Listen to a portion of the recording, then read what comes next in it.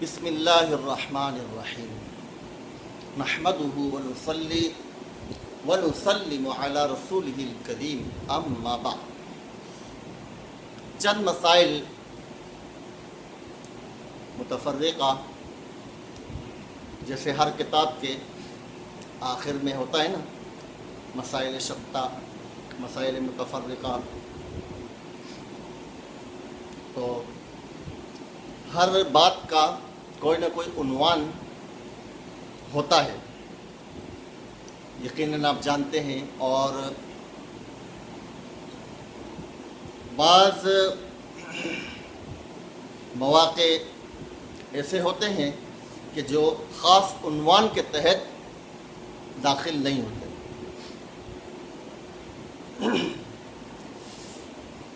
تو یوم عاشوراء کربلا سے متعلق تو ایک مفصل اور مختصر انداز میں کچھ باتیں ذکر کرنی ہیں۔ اس کے لیے انشاءاللہ ایک مناسب وقت درکار ہے۔ البتہ چند ایک بات جو الحمدللہ میں تو اس پر عمل کرتا ہوں اور میں نے عمل کیا اللہ کے فضل سے، میں آپ کے سامنے بھی پیش کرنا چاہوں گا۔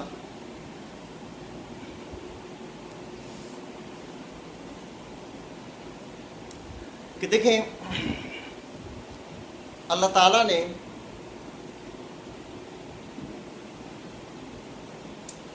انسان کو اس کائنات میں جوڑا جوڑا پیدا فرمایا، اور اس جوڑے سے اس نظام کائنات کو تخلیق کیا ہے۔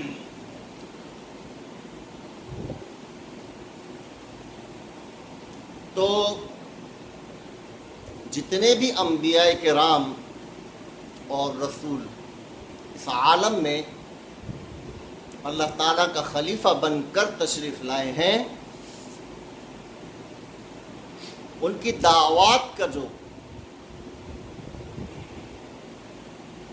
خلاصہ نچوڑ جو تھا وہ توحید تھا، ٹھیک ہے نا، توحید۔ نہ تو جب سے یہ کائنات بنی ہے اس وقت سے لے کر آج تک یا آج سے تا قیامت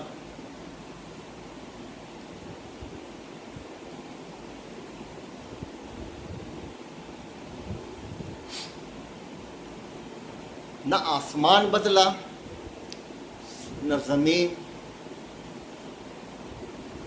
نہ مزاج ربانی، نہ اس کی رحمت و شفقت، بلکہ میں نے کہا آپ سے کہ یہ ڈیفالٹر یعنی دیوالیہ ہونے سے متعلق جو ہمارے اپنے بنائے ہوئے خود ساختہ قوانین ہیں، تو الحمدللہ مجھے کبھی بھی ان چیزوں کا کوئی فکر، کوئی ڈر نہیں، نہ پہلے کبھی ہوا، نہ انشاءاللہ آئندہ کبھی ہوگا، اور نہ میری اولاد کو ہوگا، کیونکہ یہ جتنے بھی فلسفے ہیں دنیا کے وہ انہی کے اپنے بنائے ہوئے ہیں۔ تو میں آپ کی بات کو جو آپ نے دماغ میں بٹھا رکھی ہے، میں اس کو کبھی بھی زائل نہیں کر سکتا۔ اس کے لیے اللہ نے آپ کو عقل دی ہے، ٹھیک ہے، اللہ نے آپ کو عقل دی ہے کہ آپ اپنی سوچ کو، اپنی سوچ کے زاویے کو اور اپنے احکامات کو تول کر دیکھیے۔ اگر آپ کا جواب یا آپ کی سوچ کی انتہا اگر قرآن و سنت کے مطابق جا کے ٹھہر جائے تو پھر گویا کہ آپ کی سوچ کا زاویہ درست ہے. اور اگر ایسا نہیں ہے تو پھر وقتی کامیابی یا وقتی ناکامی اس سے آپ کو یا آپ کی زندگی کو یا آپ کی آنے والی زندگی کو کوئی فرق نہیں پڑے گا. تفصیل اجمال کی یہ ہے کہ ہمارے ہاں میں دیکھ رہا ہوں، ہمارے اپنے خاندان میں بھی دیکھ رہا ہوں، مسلسل رجحان جو ہے ہر ایک کا وہ دنیاوی علوم کی جانب، یعنی دنیاوی فنون جو ہوتے ہیں، یہ دنیا کے جو علوم ہے ان کو علم کہنا یہ درست نہیں، یہ فنون ہے. ٹھیک ہے، تو دنیاوی فنون کی جانب جو بڑھتی جا رہی ہے تو والدین چونکہ اکثریت غیر عالم ہوا کرتی ہے، یعنی جاہل جسے ہم کہتے ہیں، تو وہ بیچارے اس دنیا کے خرمستیوں کو دیکھ کر، ان کی روشنائی اور رعنائیوں کو دیکھ کر ایسے متاثر ہو جاتے ہیں، ایسے کہ اپنی بھی پوری زندگی اس میں لگا کر تباہ کر دیتے ہیں، اپنی اولاد کی زندگی بھی اس میں لگا کر تباہ کر دیتے ہیں، اور اس دنیا سے اس حال میں رخصت ہونا چاہتے ہیں کہ ہمارا بیٹا زمیندار بن جائے، وہاں ہو جائے، یہ وہاں ہو جائے، یہاں سیٹ ہو جائے، وہ وہاں سیٹ ہو جائے، تو ہم ذرا سکون سے مر جائیں. بات کو سمجھے؟ ایسا ہے یا نہیں؟ ہر بوڑھا باپ، ہر بوڑھی ماں، اس کا ایک ہی خواب ہے، کیا؟ کہ اس کے بیٹے بیٹیوں کی شادیاں اچھی جگہ پر ہو جائیں. ٹھیک ہے، اور وہ کسی بھی ملک کا بادشاہ شہزادہ کم از کم بن جائے تو ہمیں ذرا مرنے میں آسانی ہو جائے. ان بیچاروں پر مجھے بڑا ترس آتا ہے، بڑا ترس آتا ہے.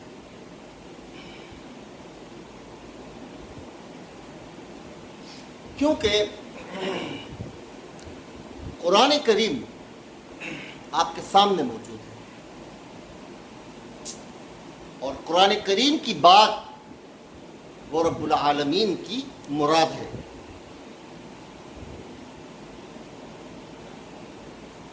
تو قرآن کریم نے اس نظام دنیا کو، ہماری زندگی کو عشیۃً او ضحاہا اس سے تعبیر کیا ہے، کأن لم یلبثوا الا عشیۃً او ضحاہا.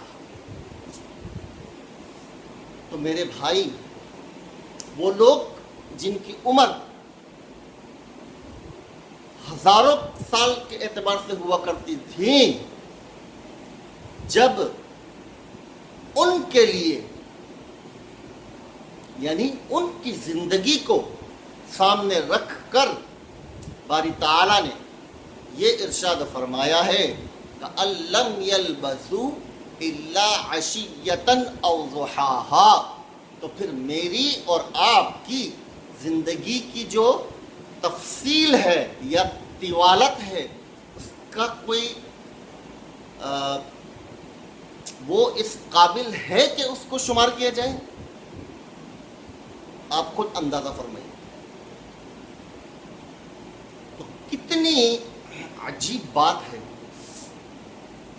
کہ ایک شخص پیدا ہو کر بوڑھا ہو چکا ہے، اب بھی عقل نہیں آ رہی، اب بھی سمجھ نہیں آ رہی ہے کہ وہ ان کی سوچ، ان کی فکر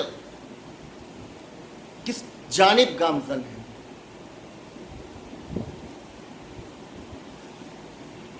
اور یہ صرف اور صرف ماں سوائے مسابقت فی دنیا جو ہوتا ہے نا، اس کے سوا کچھ نہیں۔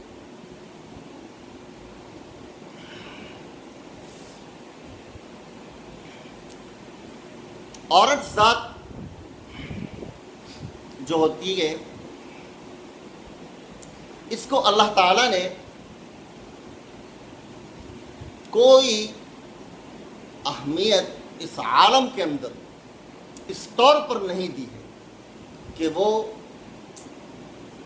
حاکمیت کرے۔ حاکمیت تو دور کی بات ہے، تصور حاکمیت بھی اس کے لیے نہیں ہے۔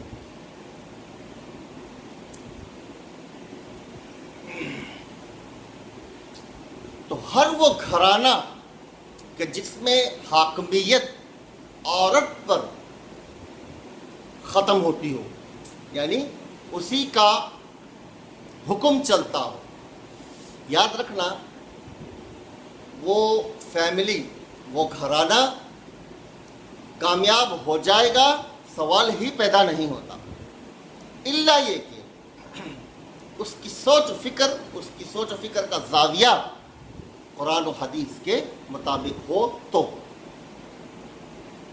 بات کو سمجھے نا؟ اب ہر گھر میں کچھ بزرگ ہوا کرتے ہیں، آپ کو معلوم ہے، باپ ہوتے ہیں، دادا ہوتے ہیں، نانا ہوتے ہیں، وغیرہ وغیرہ، اور ہر گھر میں نوجوان نسل بھی ہوتی ہے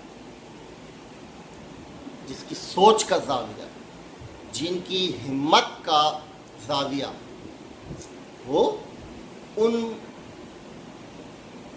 بزرگوں کے مقابلے میں زیادہ ہوا کرتا ہے، اس سے کسی کو انکار نہیں ہے یقیناً۔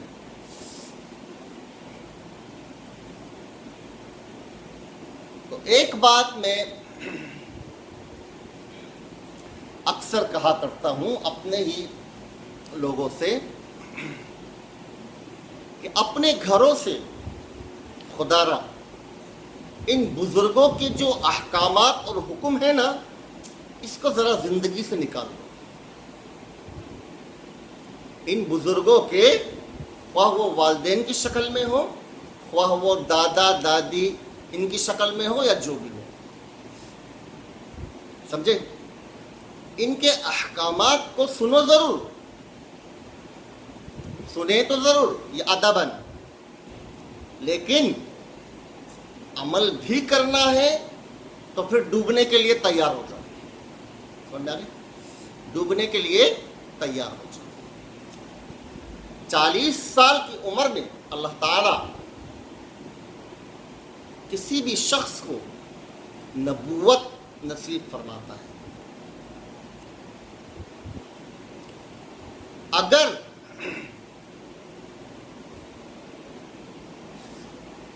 یہ کامل عقل 40 پر اگر منتج یا منتہا اس کا نہ ہوتا، بلکہ 50 60 70 80 پر ہوتا، تو اللہ تعالیٰ نبوت کو اسی پر رکھتا۔ بات سمجھ میں آ رہی ہے نا؟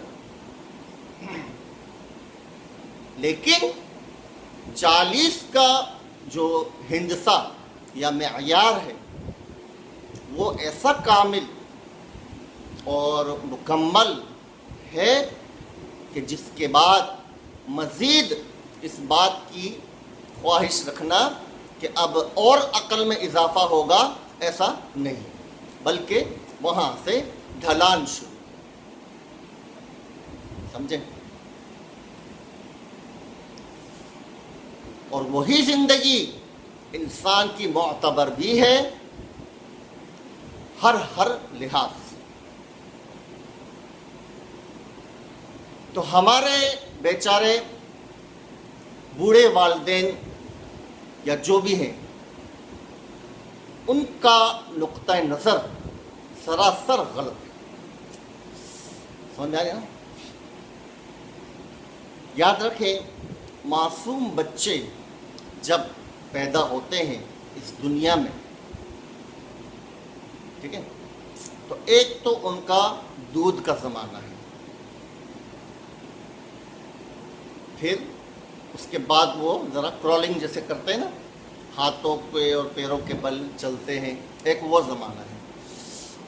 ایک تھوڑی سی ان میں سمجھ آ جاتی ہے جب وہ چلنا پھرنا شروع کرتے ہیں۔ تو یہ جو وقت ہوتا ہے ان کے قلوب بالکل خالی ہوتے ہیں۔ اب ان کے قلوب میں اگر آپ نے اللہ اور اس کے رسول صلی اللہ علیہ وسلم کی محبت کی جگہ اس گندگی اور یہ عصری علوم فنون کے گند کو اگر اس کے سینوں میں آپ نے دماغوں میں ڈالنا شروع کر دیا تو یاد رکھنا اس سے بڑی ناکامی اور اس سے بدترین دشمن آپ سے بڑھ کر کوئی بھی نہیں، آپ کی اولاد کا۔ یہ بات اچھی طرح ذہن میں رکھیے، چاہے زمانہ آسمان پر کیوں نہ چلا جائے، لیکن رب العالمین کی بات اور رسول اللہ کا کلام کبھی غلط ہوگا ایسا ہو نہیں سکتا، ٹھیک ہے؟ ہاں، یہ نہیں ہو سکتا کہ جہاں اجماع یعنی اکثریت کھڈے میں گر رہی ہو تو ہم بھی جا کر گر جائیں۔ صحیح؟ سمجھداری کا تقاضا کیا ہے؟ وہ قرآن اور سنت ہے۔ تربیت اگر آپ کو چاہیے، آپ کو درکار ہے، تو پھر آپ کیا کریں؟ قرآن اور سنت کو لے لیں۔ اتنی معمولی سی بات سمجھ نہیں آتی والدین کو۔ میں حیران ہوں کہ ان کی پیدائش سے لے کر جوانی تک کھائے گا کہاں سے، کمائے گا کہاں سے، اسی فکر میں لگ جاتی ہے ایک بڑی زندگی،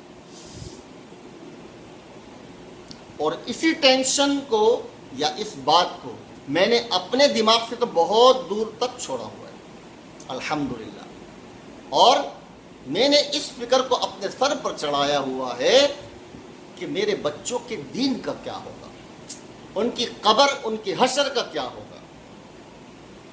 سمجھ گئے؟ تو مجھے کافی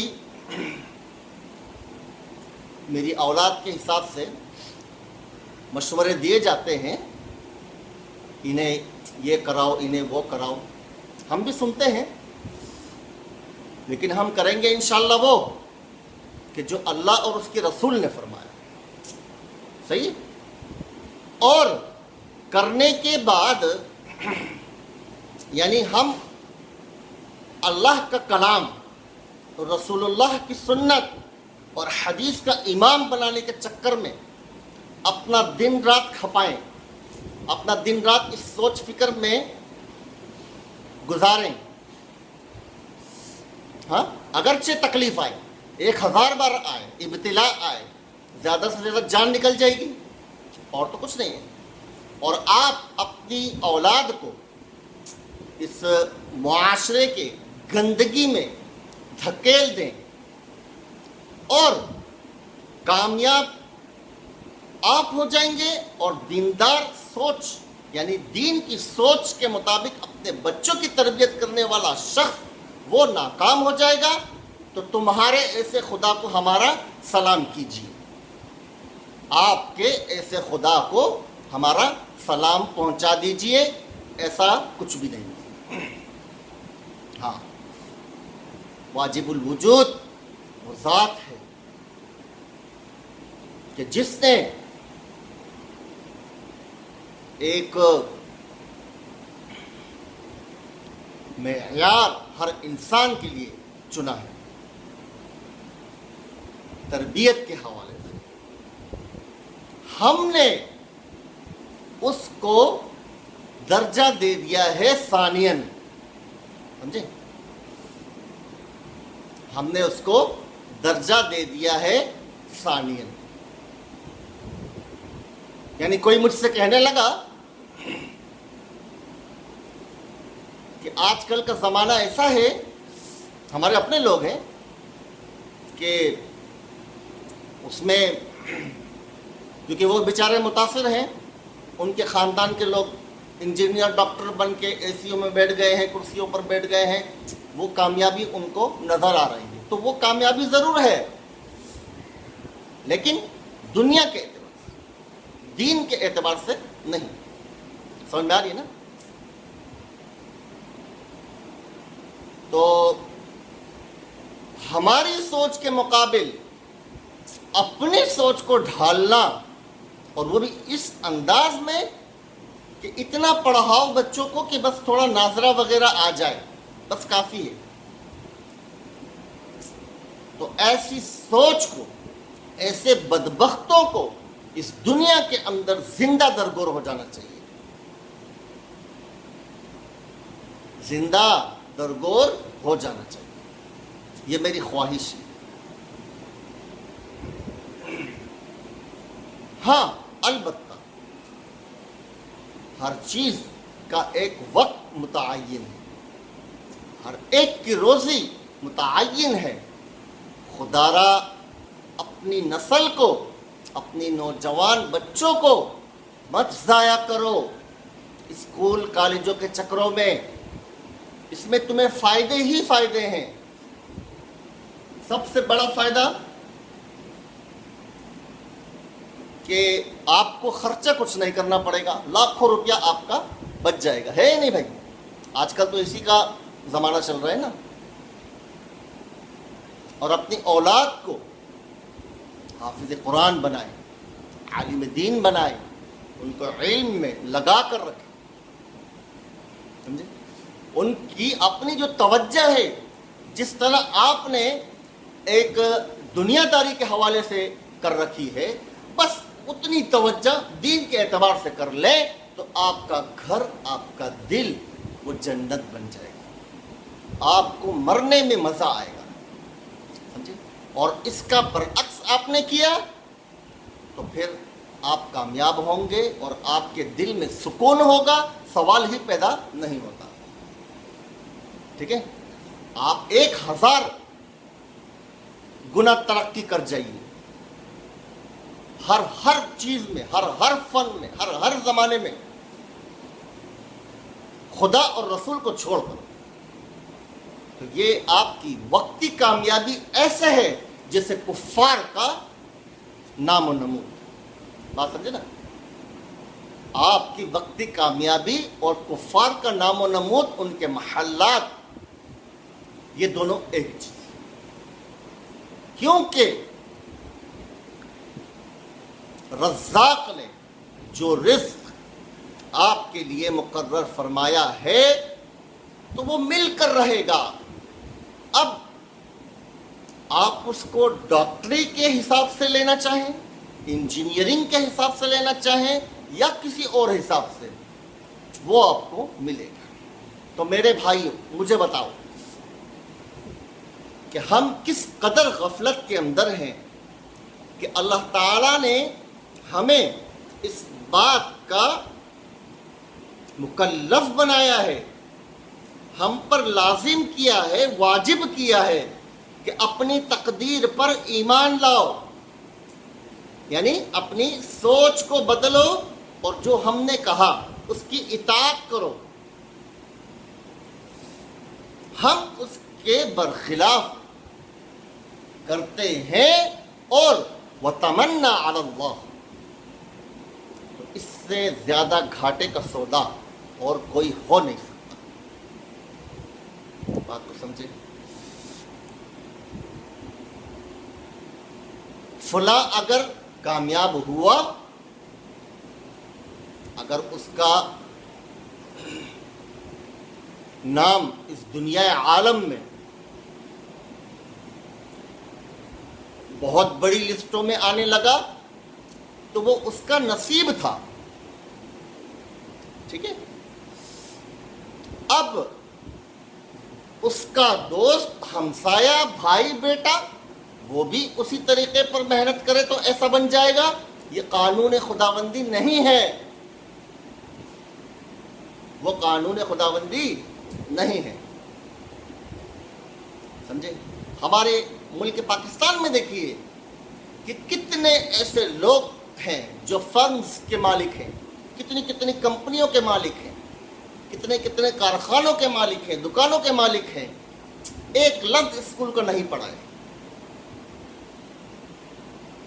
کی امثال میرے آپ کے سامنے موجود ہے، پھر بھی آپ ایسے غرق ہیں اس دنیا کی دنیا داری میں اور اس دنیا کے اندر مسابقت کے اندر.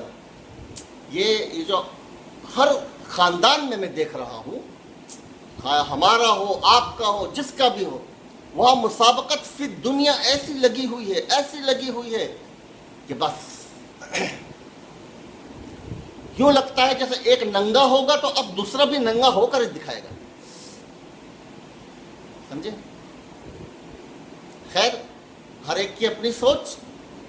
جس کو جہاں کامیابی نظر آتی ہے تو وہ بیچارہ اس طرف لپکتا ہے، حالانکہ وہ جانتا ہی نہیں کہ وہ کامیاب جو ہوا اس کے پیچھے کہانی کیا ہے. اس کے پیچھے کہانی کیا ہے؟ اگر وہ اس کو سوچنا شروع کر دے تو وہ کبھی بھی اس بات کو سامنے نہیں رکھے گا کہ آج میری یہ کامیابی کا مدار یہ ڈگری ہے. نہیں، یہ ڈگری نہیں ہے، وہ خود کہے گا. کیونکہ وہ اپنی لائف کو تھوڑا سا واچ کر لے، یعنی اپنی پچھلی زندگی کو ذرا دیکھ لے تو وہ دیکھ لے گا کہ اس وقت ایسا ہوا تھا، واقعی پھر ایسا ہو گیا، تو پھر میرے لیے یہ راہ ہموار ہوئی، پھر میرے لیے یہ راہ ہموار ہوئی. تو یہ اللہ تعالیٰ کا ایک، میں نے کہا نا کہ ایک پلان ہوتی ہے. انسان کی زندگی ایک پلان ہوتی ہے باقاعدہ، اور اس کی ایک مجازن ملک میرے اور آپ کے ہاتھوں میں ہو. تو ہم اس کو کوشش کرتے ہیں کہ یہ کسی طریقے سے جو ہے وہ ہو جائے، یعنی جیسا کہ زمانہ ہے ویسا ہو جائے، جیسے تم ویسے ہم، اس طرح ہو جائے. تو یہ کبھی بھی کامیابی کی سیڑھی یا کامیابی کا درجہ مدار ہو جائے نہیں ہوگا میرے بھائی. سمجھ گئے؟ اگر آج آپ کی نظر میں کوئی کامیاب ہے تو اس کا مقدر ہے، ٹھیک ہے؟ اب اس مقدر کے بنا پر اس کی اولاد یا نسل بھی کامیاب ہوگی. کیوں؟ کیونکہ اس نے اپنے مقدر کو شیئر کر دیا. کس نے؟ اپنی اولاد کے اندر. وہ مر کر بھی کسی دوسرے پر شیئر نہیں کرے گا. یہ مزاج ہے لوگوں کا، ٹھیک ہے نا؟ اپنی اولاد کو بغیر گنے دیا کرتے ہیں، ہر کوئی دیتا ہے، لیکن کسی دوسرے کی اولاد کو بغیر گنے دیں، ایسا کوئی تصور اس زمانے میں نہیں.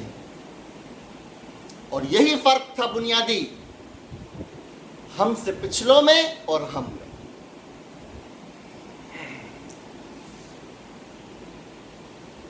میرے پاس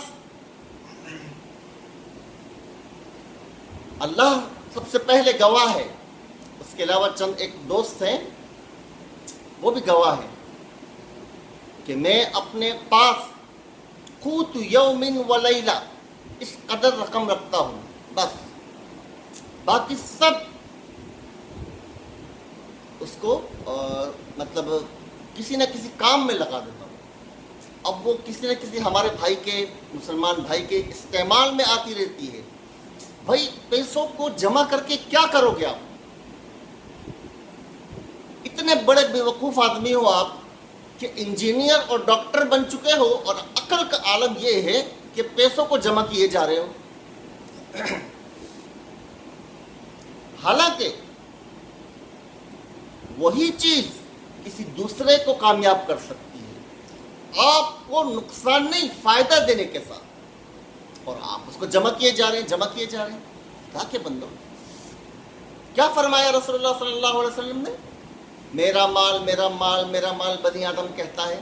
تمہارا مال وہ ہے جو تم نے کھا لیا، تمہارا مال وہ ہے جو تم نے پہن لیا، اور تمہارا مال وہ ہے جو راہ خدا میں خرچ ہو. اب مجھے یہ بتائیے، میں ایک مشورہ دیتا ہوں ان تمام لوگوں کو کہ جن کے پاس کچھ نہ کچھ ہے، کہ ایک تو آپ کی زندگی ہے، اس میں آپ خرچ کیا کرتے ہیں جو آپ پر واجب ہے، اور کچھ رقم وہ ہے جو آپ نے بینکوں کے اندر سجائے رکھی ہے، جو بچے دے گی یا انڈے دے گی، جو بھی دے گی۔ اس رقم کو آپ کسی اپنے مسلمان بھائی کے حوالے کیوں نہیں کرتے ہو کہ وہ اس کے ذریعے سے کچھ کام کرے اور اضافے کے ساتھ آپ کی رقم کو لوٹائے؟ کیا نہیں آتا آپ کو؟ اگر نہیں آتا ہے تو پھر آپ اتنا سمجھدار کیسے بن گئے؟ پھر بے وقوف آدمی تو کبھی بھی جو ہے وہ صاحب ثروت نہیں بن سکتا۔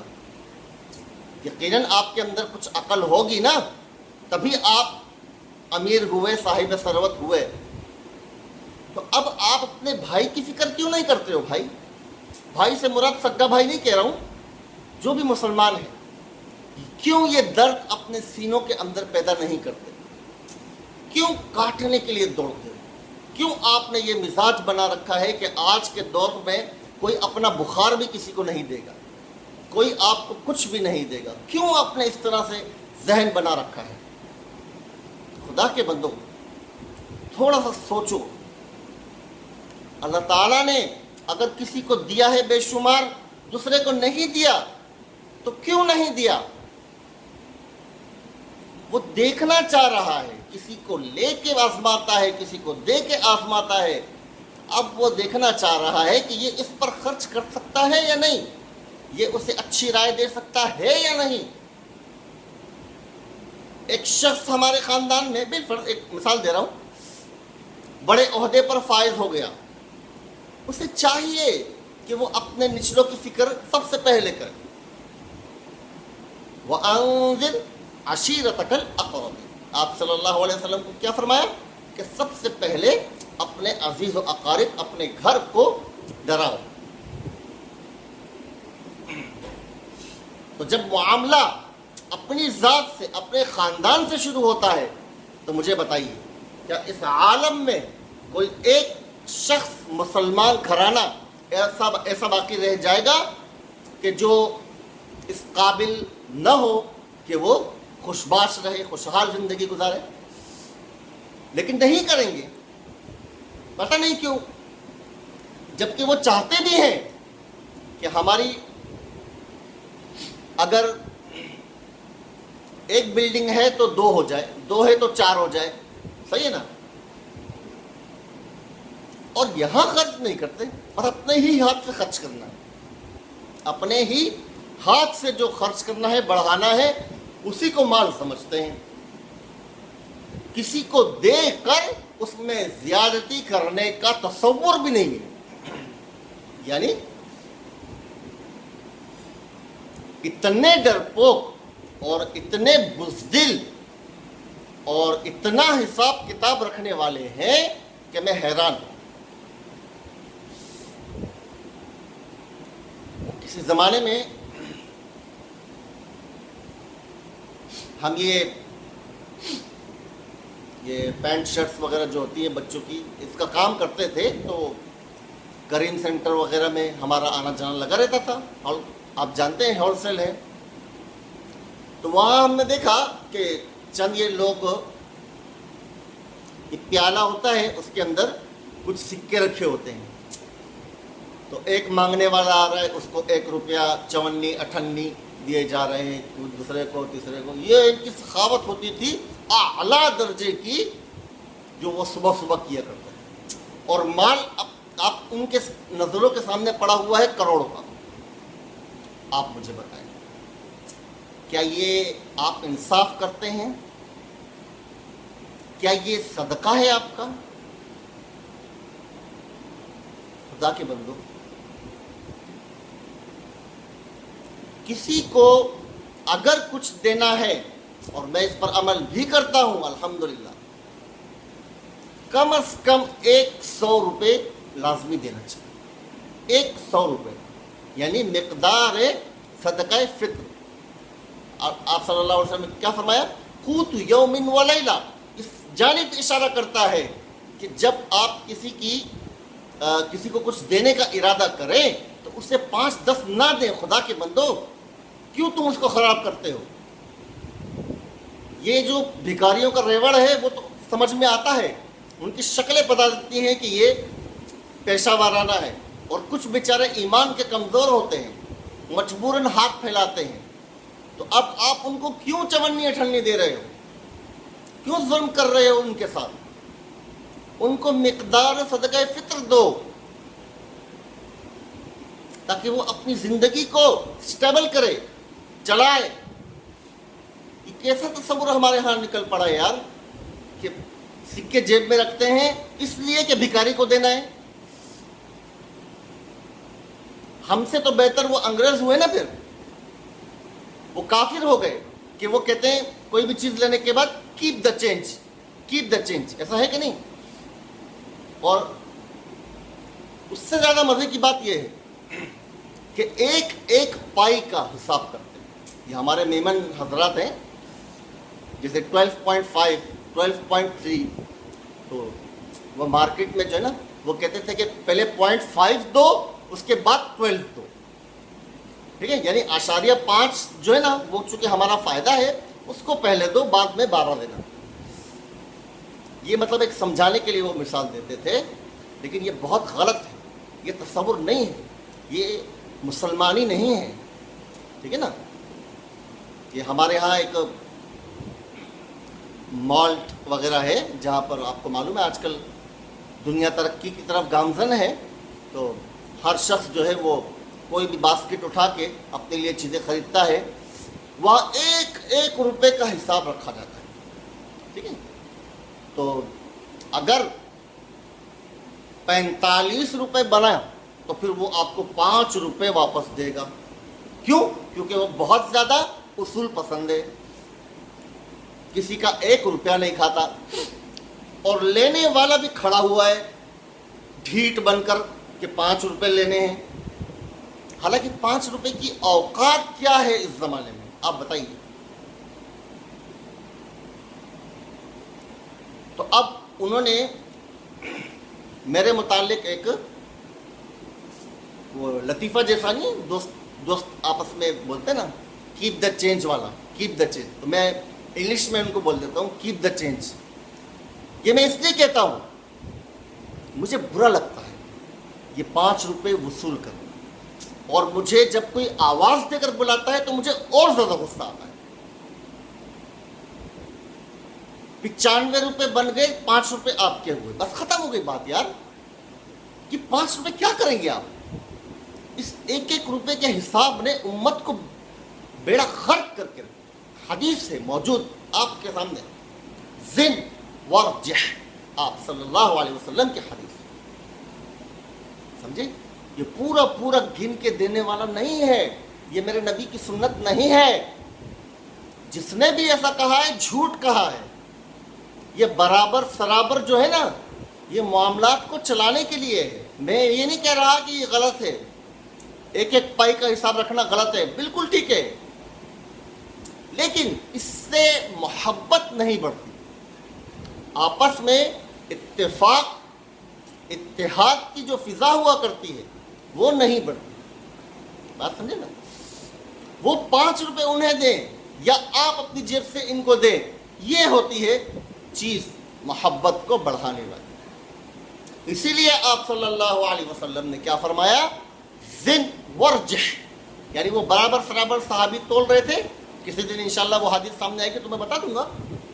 تو آپ صلی اللہ علیہ وسلم نے فرمایا کہ جھکا کر تولو، یعنی زیادہ ڈالو، یعنی آپ ادائیگی کر رہے ہیں. حسن ادائیگی، اس کو کہتے ہیں حسن ادائیگی. سمجھے؟ تو یہ ایک ایک پائی کا حساب کرنا بھی چھوڑو. اور دوسری بات کہ اپنے بچوں کو خدارا، ان کے قلوب، ان کے سینوں کو قرآن سے، حدیث سے منور کرو اولاً. پھر اس کے بعد آپ اس معاشرے کے مطابق جو آپ کو بہتر لگتا ہے عصری علوم کے اعتبار سے کرائیے داخل. لیکن اس پر کڑی نظر رکھیں، کیونکہ یہ ادارے ماں سوائے ان کا کام پیسوں کے حصول کے اور کچھ نہیں. سمجھے؟ ہاں،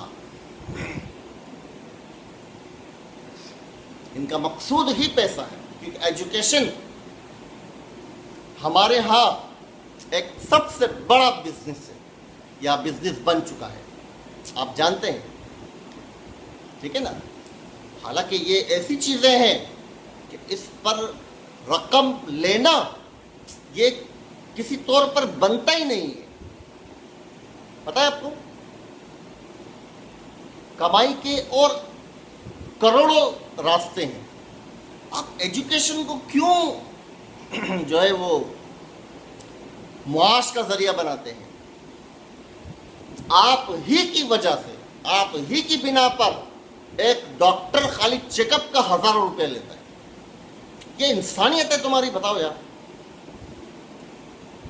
ڈاکٹر یا طبیب یہ مسیحا کی مانند ہوتا ہے جو آپ کو تکلیف سے نجات دیتا ہے. اس کا درجہ سب سے گرا ہوا ہونا چاہیے، یعنی ادائیگی رقم کے حوالے سے. یہ انسان کو نئی زندگی دیتے ہیں، تو ان کو تو سب سے زیادہ رعایت کرنی چاہیے. لیکن ہمارا الٹا نظام ہے کہ یہی سب سے زیادہ لیتے ہیں. کیوں؟ کیونکہ اس بیچارے نے دیا بہت ہے.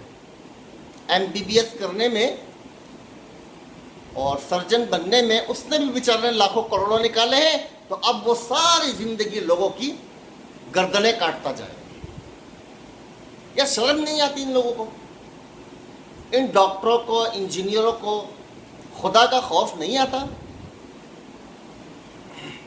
اتنی بھاری بھاری فیسیں وصول کرتے ہو. آپ کا یہ فن جو ہے ڈاکٹری کا، یہ ایک معزز، مکرم، مشرف ایک فن ہے. اس سے زیادہ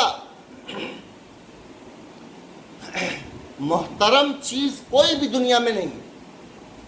ڈاکٹر یعنی طبیب بننا سب سے اچھی چیز ہے. میں کہتا ہوں عالم دین، حافظ قرآن بننے کے بعد جو سب سے پہلی ڈگری آتی ہے وہ ہے طبیب کا بننا. لیکن ایسا لالچی طبیب کہ جس کی ایک آپریشن کی فیس لاکھوں روپے ہے، چیک اپ کی فیس ہزاروں روپے ہے، تو ایسے بدبخت کے لیے یہ دنیا جنت ہے، آخرت میں اس کے لیے کوئی حصہ نہیں الا ماشاء اللہ. تو خدا را اپنی اولاد کو اس نظریے سے دیکھنا چھوڑ دیجئے. اس کو جو مقدر میں ہے مل کر رہنے والا ہے. تم چاہے اس کو ڈاکو بناؤ، ڈاکٹر بناؤ، عالم بناؤ، حافظ بناؤ، جو چاہے بناؤ، اس کو مل کر رہے. تو پھر کیوں آپ وہ راہ اختیار نہیں کرتے جو اللہ اور اس کے رسول کو محبوب ہے؟ کیوں آپ روگردانی کرتے ہو؟ کیوں آپ مسابقت فی دنیا کے اندر لگے ہو؟ کیوں اپنے آپ کو پریشان کرتے ہو اور دوسروں کو غلط مشورے دیتے ہو؟ کیوں بھائی؟ یہ آج میں اپنے درد دل کو کچھ بیان کرنا چاہ رہا ہوں. ہماری اپنی فیملیوں کے اندر بھی ہے، میں ان سے بھی مخاطب ہوں، اور میں آپ سب سے مخاطب ہوں. اس چینل کے ذریعے سے لاکھوں کروڑوں روپے لوگ کما رہے ہیں. میں نے 1 روپیہ ابھی تک اس سے نہیں کمایا، الحمدللہ. میں کتابت کے ذریعے کما سکتا ہوں، بہت کما سکتا ہوں،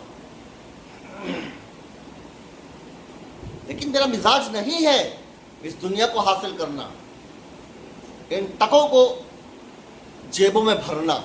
میرا نہیں ہے مزاج. اور یہی میں نے اپنے بچوں کو سمجھا رکھا ہے. یہی میں نے اپنے جو ہمارے بال بچے ہوتے ہیں، زوجہ وغیرہ، سب کا ذہن میں نے اسی طرح بنایا ہوا ہے کہ آپ کی خوشی اپنے بھائی کی خوشی میں ہونی چاہیے. یعنی آپ کا دل، سینہ، آپ کا درد دل اس وقت درست ہو، اس وقت مطمئن ہو جب آپ کا بھائی مطمئن ہو. یہ ہے وہ اخوا جو آپ صلی اللہ علیہ وسلم نے بھائی چارے کا جو نظام بنایا تھا نا مدینہ میں. تو وہ یہ تھا. تو اس پر عمل کیجئے اور دعوت دیجئے اور اپنے ذہنوں سے باقی سب نکال دیجئے. اس کے سوا کسی چیز میں کامیابی ہوگی یہ دھوکہ ہے آنکھوں کا، صرف اور صرف دھوکہ. جسے وہ میجیشن ہوتا ہے نا، وہ آپ کے سامنے کبھی کبوتر نکال رہا ہے، کبھی کیا کر رہا ہے، یہ آنکھوں کا دھوکہ ہوتا ہے. صحیح، آپ حیران ہو رہے ہو، پریشان ہو رہے ہو، یہ کیسے کر لیا یار، یہ کیسے کر لیا. اس کا ریویل کیا ہے، کیا کیسے اس نے، وہ جب آپ دیکھو گے تو آپ حیران ہو جاؤ گے کہ یہ تو میں بھی کر سکتا ہوں. بات کو سمجھے نا. تو یہ کوئی اتنی بڑی بات ہے ہی نہیں. چھوڑ دیں آپ ان چیزوں کو. میں اپنے بچوں سے کہتا ہوں کہ جو لنگڑے لولے ہوتے ہیں نا، ان کو والدین اسکول کالج پڑھاتے ہیں کیونکہ یہ بیچارے کچھ کر نہیں سکتے. اور مرد جو ہوتا ہے نا وہ عالم دین بنتا ہے. سمجھے؟ تو اب لنگڑے لولے جتنے بھی والدین ہیں تو ان کے بچے بھی یقیناً لنگڑے لولے ہی ہوں گے نا. تو وہ بیچارے اس فکر میں لگیں کہ آگے کیا کرنا ہے. اور اگر مرد ہیں یعنی علماء ہیں تو پھر وہ انشاءاللہ اپنے بچوں کی سب سے بہترین تربیت کرنے والا ہے اور وہی دنیا میں اور آخرت میں کامیاب ہونے والا ہے. میں نے آپ سے کہا نا کہ ہم یا میں یا کوئی بھی اللہ تعالیٰ کے اس دین کو سامنے رکھ کر اپنے بچوں کی پرورش کرتا ہے، اور ایک شخص اس دنیا سے متاثر ہو کر اپنے بچوں کو دین سے دور کیے جا رہا ہے اور وہ کامیاب ہو جائے گا اور یہ ناکام ہو جائے گا، تو ایسے خدا کو پھر میرا سلام کیجیے. ایسا کچھ بھی نہیں. سمجھ میں آ گئی؟ قرآن نے اور حدیث نے مجھے آپ کو جو کچھ کہہ دیا، جو کچھ نصیحت کر دی، اس سے بڑھ کر ایک لمحہ، ایک انچ اوپر نیچے نہیں. یاد رکھ لیجیے. آخر دعوانا الحمدللہ رب العالمین.